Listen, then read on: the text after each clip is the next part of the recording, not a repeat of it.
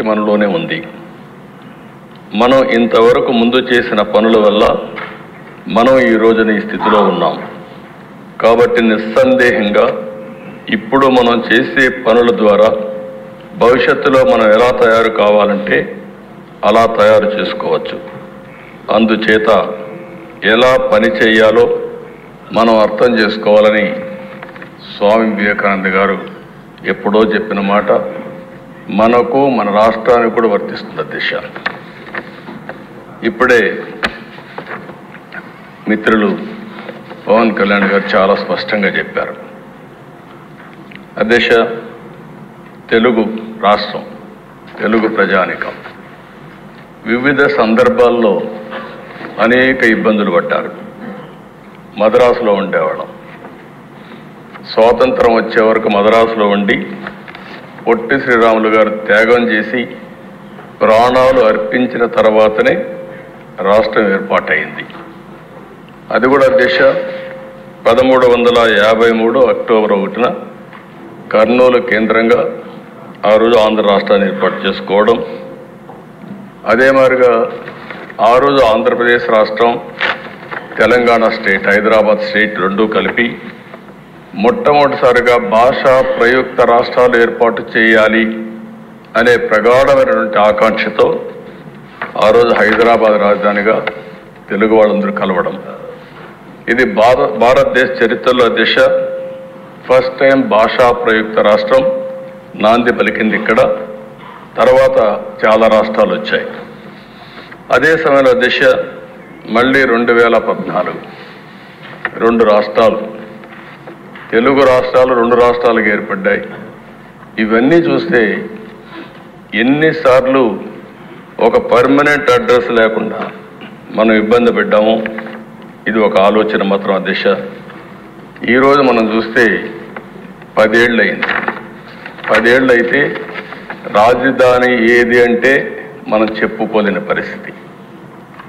అంటే మొన్నటి వరకు మీరు చూసే దిశ 5 ఏళ్ళు అమరావతి అనుకున్నాం. 5 ఏళ్ళు 3 రాజధానులు ముచ్చటొచ్చింది. ఏది రాజధాని చెప్పలేక అవమానం పాలయ్యే పరిస్థితికి వచ్చావు దిశ. ఇంకో పక్క దిశ ఈరోజు మీరు చూస్తే మొట్టమొదటిసారిగా 1982లో ఎన్టీ రామారావు గారు తెలుగుదేశం పార్టీ పెట్టి ఈరోజు అనేకమైనటువంటి ఒక విశ్వాసాన్ని కల్పించే కార్యక్రమాలు ఆయన చేశారు. సంక్షేమం, అభివృద్ధి, పాలనా సంస్కరణకు శ్రీకారం చుట్టారు.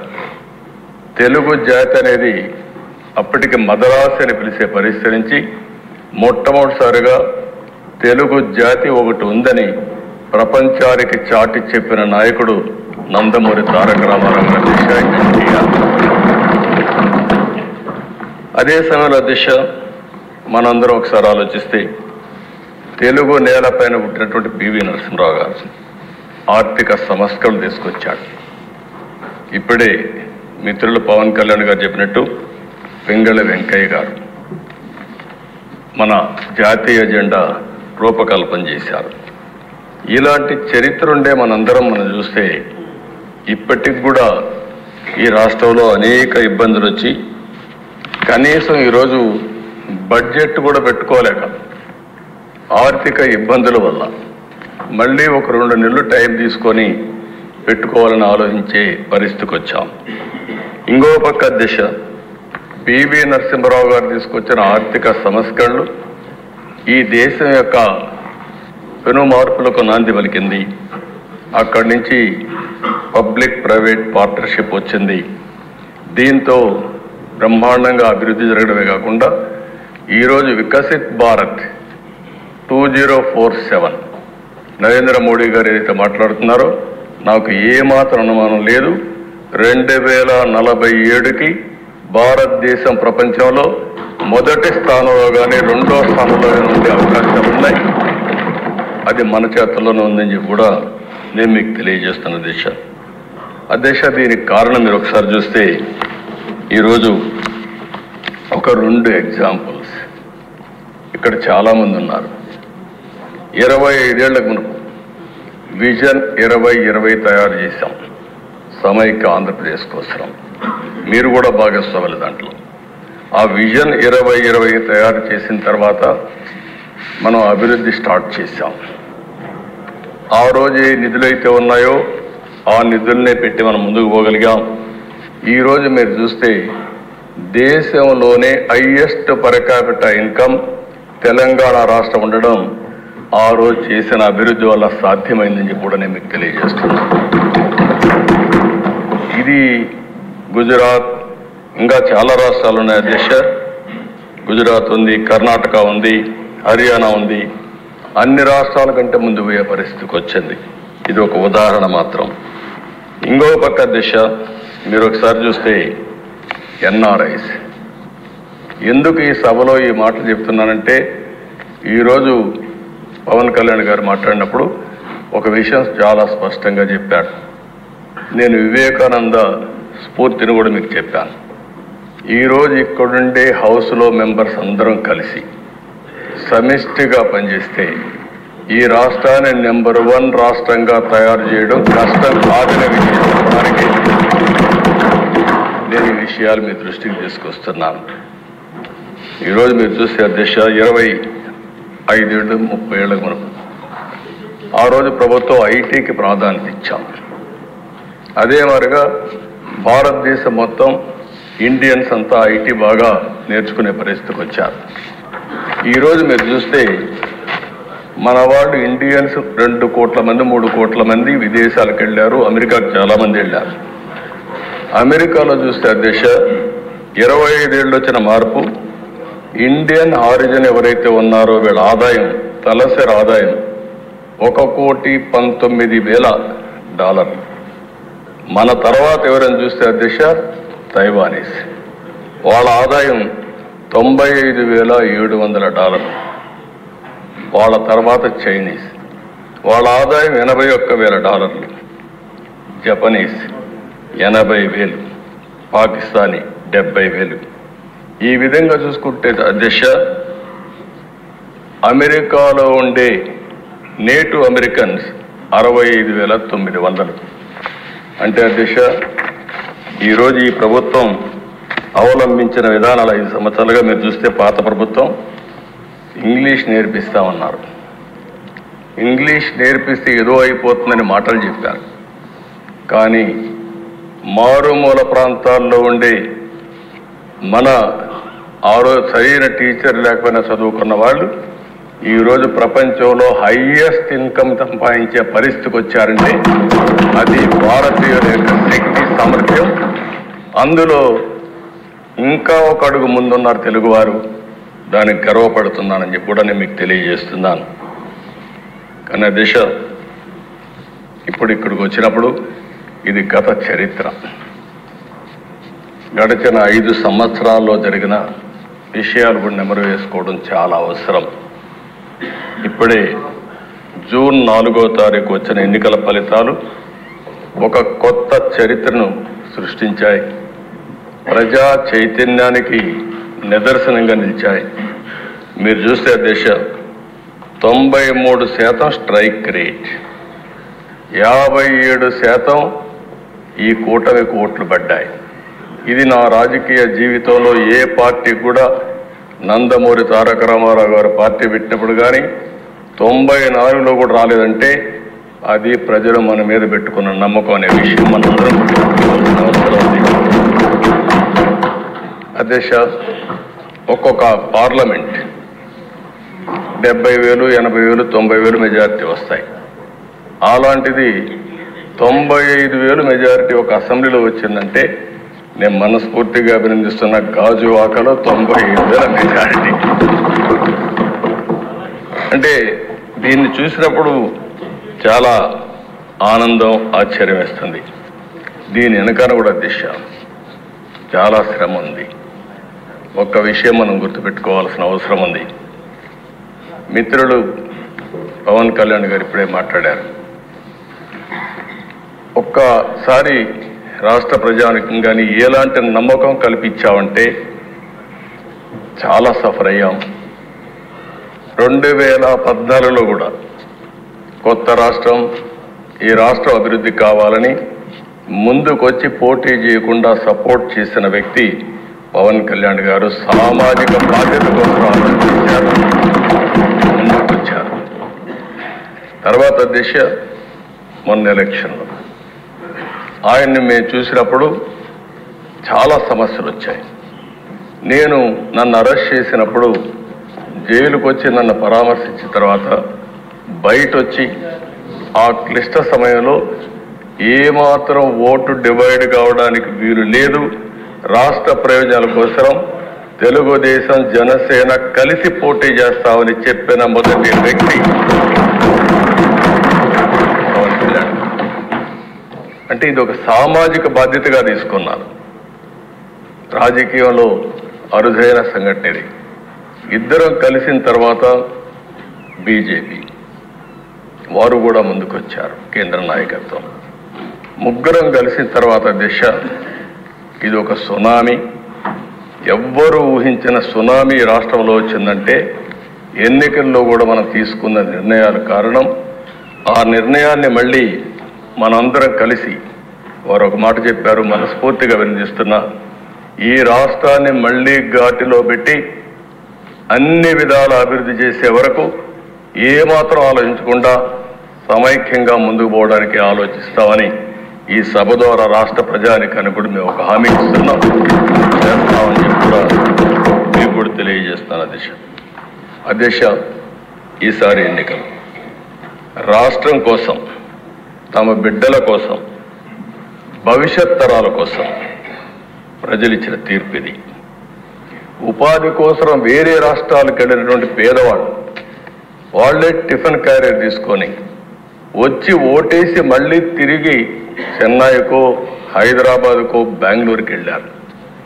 ఎక్కడో అమెరికాలో, ఆస్ట్రేలియాలో, ఆఫ్రికాలో ఉండే తెలుగువారు ఆ ఓటు వేయడానికి లక్షల రూపాయలు ఖర్చు పెట్టుకొని వచ్చారు. కొంతమంది 3 నెలలు 5 నెలలు ఇక్కడ ఉండే మెంబర్స్కి అందరూ కూడా అర్థం కాదు, కానీ వాళ్ళే వచ్చి వాళ్ళ డబ్బులు ఖర్చు పెట్టుకొని గెలిపించి మనకు చెప్పకుండా వెళ్ళారంటే అది వాళ్ళకుండే. మన మెప్పు కోసం రాలా, కానీ రాష్ట్రం కోసం వచ్చారు. ఈ రాష్ట్ర భవిష్యత్తు కాపాడుతామనే ఆలోచనతో మనకు ఓట్లేసి తిరిగి వెళ్ళారు. ఇంకొక పక్కన దిశ తెల్లవారితో నిద్ర లేస్తే ఎప్పుడూ రానివాళ్ళు నిద్ర లేస్తానే నేరుగా పోలింగ్ స్టేషన్కి వచ్చి, అంటే పీక్ పీరియడ్లో ఎంతమంది వస్తారో అంతమంది నిలబడుకొని 5-6 గంటలు వెయిట్ చేసి రాత్రి 12-1 గంట వరకు ఓట్లేశారంటే అధ్యక్ష, అది వాళ్ళు చూపించిన చొరవ. వాళ్ళందరికీ నేను ఈ సభ ద్వారా, మీ ద్వారా శిరస్సు వంచి పాదాభివందనం చేస్తున్నాను. అధ్యక్ష, ఇలాంటి అనుభవంతో ఇక్కడికి వచ్చాం. దీనికి కారణం ఏంటి? ఒకసారి అధ్యయనం చేసుకోవాల్సిన అవసరం ఉంది. 5 సంవత్సరాలు ప్రజలు నరకాన్ని చూశారు. నరకం అంటే చాలామందికి తెలియదు, కానీ కథల్లో చూశాం. అలాంటి నరకాన్ని ఈ రాష్ట్రంలో చూసే పరిస్థితి వచ్చింది. రాష్ట్ర చరిత్రలో అవి ఒక చీకటి రోజులు. ఆస్తులు సెటిల్మెంట్ చేశారు, మామూలు కాదు. భూములు దొరికితే భూముల్ని, 30-40 సంవత్సరాలుగా సంపాదించిన ఆస్తుల్ని ఎక్కడికక్కడ ఇమ్మంటే మెడ మీద కత్తిపెట్టి రాయించుకున్న సందర్భాలు. ఏ ఆడబిడ్డ మానానికి రక్షణ లేదు, ఇష్టానుసారంగా బిహేవ్ చేశారు, ప్రాణానికి విలువ లేకుండా చేశారు. ఎంత దారుణంగా ప్రవర్తించారంటే అంత దారుణంగా ప్రవర్తించే పరిస్థితి వచ్చారు. కడకు బ్రతుకు కూడా గ్యారంటీ లేదు. మనం క్షేమంగా ఇంటికి తిరిగి వస్తామని ఆశ ఎవడికి లేని పరిస్థితి వచ్చింది. దౌర్జన్యాలు, విధ్వంసాలు, కబ్జాలు, దాడులు, కేసులు, ఒకటి కాదు దిశ, ఎన్ని విధాల ఇబ్బంది పెట్టాలనో ఇక్కడ ఉండే వాళ్ళల్లో సగం మంది ఎక్కువగా బాధితులు, కొంతమంది తక్కువగా బాధితులు అంతే. మానసికంగా కొంతమందిని దెబ్బతీశారు, ఆర్థికంగా కొంతమంది దెబ్బతీశారు, కొంతమందిని శారీరకంగా. కడాన దిశ మీలాంటి వ్యక్తి పైన అటెంప్ట్ రేపు కేసు పెట్టించే పరిస్థితికి వచ్చారంటే అది తలుచుకుంటే ఇప్పటికి కూడా జీర్ణించుకోలేకపోతున్నాం. కానీ బాధ ఉంది, ఆవేశం ఉంది. ఇంకొకసారి చూస్తే మా మెంబర్స్ కూడా చాలా హిస్టరిక్గా కూడా ఉన్నారు. నాకు అర్థమైంది. ఇప్పుడు మా తాడిపత్రి ఉన్నాడు, అశ్విన్ ఉన్నాడు. అశ్విన్ జైలుకు పోయి వచ్చాడు. ఇక్కడే అచ్చెన్నాయుడు ఉన్నాడు, జైలుకు పోయి వచ్చాడు. నారాయణ ఉన్నాడు, తిప్పి తిప్పి తిప్పి ఎక్కడికెక్కడికో తీసుకుపోయి అదృష్టం బాగుండా అరెస్ట్ కాకుండా జైలుకు పోకుండా బయట వచ్చాడు. ఇవన్నీ సరే. రఘురామకృష్ణరాజు ఇంకేమవుతాడో తెలియదు. ఆ రోజు రాత్రంతా నిద్ర లేదు. ఆయన కాపాడుకోవడానికి ఎన్ని విధాల ప్రయత్నం చేశామంటే దిశ ఆ రాత్రంతా నెక్స్ట్ డే భగవంతుడు మంచి చూపు చూశాడు కాబట్టి బయట వచ్చాడు. కానీ ఈ దుర్మార్గులు ఇష్టానుసారంగా ప్రవర్తించే పరిస్థితికి వచ్చారు. మనం ఇబ్బందులు పడ్డాం. అర్థం లేనటువంటి పన్నులు వేయడం, ఇష్టానుసారంగా బిహేవ్ చేయడం, ఉపాధి లేదు, ఉద్యోగం లేదు, బాధపడని వర్గం లేదు, జీవన ప్రమాణాలు దారుణంగా పడిపోయినాయి. అంతటా అభద్రత, అశాంతి, ఆందోళన, అసంతృప్తి ఇవన్నీ కలిపే మనకొచ్చిన మెజారిటీస్. ఈ విషయం మనందరం గుర్తుపెట్టుకోవాలి. అదేశ ఇది ఒక కేస్ స్టడీ కూడా. వ్యవస్థల్ని ఏ విధంగా విధ్వంసం చేశారు, ఒక పాలకుడు ఏ విధంగా అహంకారంతో విర్రవీగిపోయాడు, అసమర్థత, అవినీతి, విధ్వంసంతో వ్యవస్థల్ని ఏ విధంగా నాశనం చేశారు, రాష్ట్రం యొక్క బ్రాండ్ ఇమేజ్ ఏ విధంగా దెబ్బతీశారు, మంచి రాష్ట్రాన్ని ఏ విధంగా సర్వనాశనం చేశారు, రాజధాని కళ చంపేశారు.